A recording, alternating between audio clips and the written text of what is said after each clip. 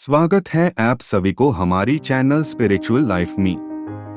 आज की कहानी श्री कृष्णा जन्माष्टमी पे आधारित है और कहानी का नाम है दिव्य जन्म, कंस का विनाश और कृष्ण भगवान की लीला।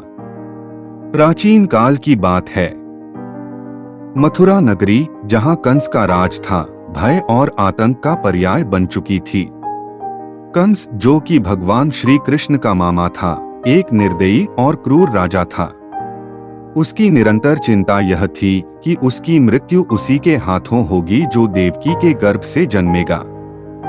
उसकी यह चिंता महर्षि नारद द्वारा की गई भविष्यवाणी के कारण थी, जिसमें कहा गया था कि देवकी का 8वां पुत्र उसका अंत करेगा। लेकिन कहानी यहीं से शुरू नहीं होती। इसमें एक गहरा रहस्य और दिव्यता छुपी हुई है। गोपनीय भविष्यवाणी और देवताओं की योजना। कंस अपनी बहन देवकी के सभी पुत्रों को जन्म से पहले ही मार देता था। उसकी क्रूरता से धरती कांप उठी थी और देवता तक परेशान हो गए थे। देवलोक में चिंता की लहर दौड़ रही थी। तब सभी देवता ब्रह्मा जी के पास पहुंचे और उनसे विनती की कि इस अन्याय का अंत किया जाए। श्री विष्णु ने देवताओं की बात सुनी और आश्वस्त किया कि वह सही समय पर अवतार लेंगे और कंस का अंत करेंगे। उन्होंने यह भी कहा कि देवकी के गर्भ में वह स्वयं जन्म लेंगे, लेकिन यह रहस्य कंस से छुपा रहेगा। कृष्ण का अद्भुत जन्म। अब वह घड़ी आ पहुंची जब देवकी का 8वां गर्भ ठहरा।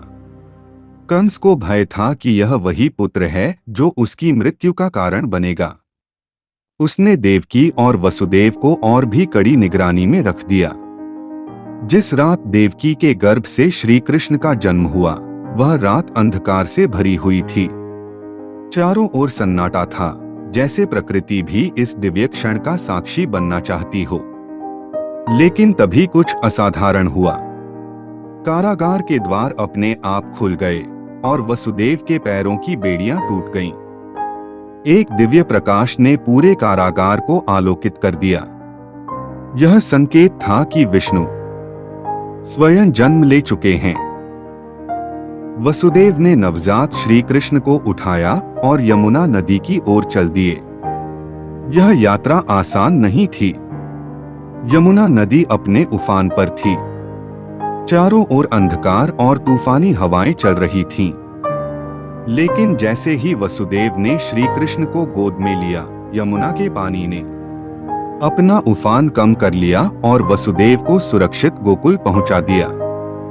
गोकुल में वसुदेव ने बालकृष्ण को नंद बाबा और यशोदा की गोद में सौंप दिया और उनके बदले में यशोदा के नवजात कन्या को लेकर वापस मथुरा लौट आए।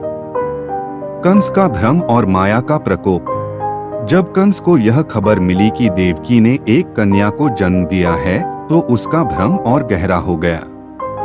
वह क्रोध में आकर उस कन्या को मारने के लिए दौड़ा, लेकिन जैसे ही उसने उसे उठाया, वह कन्या आकाश में उड़ गई और दिव्य रूप धारण कर लिया।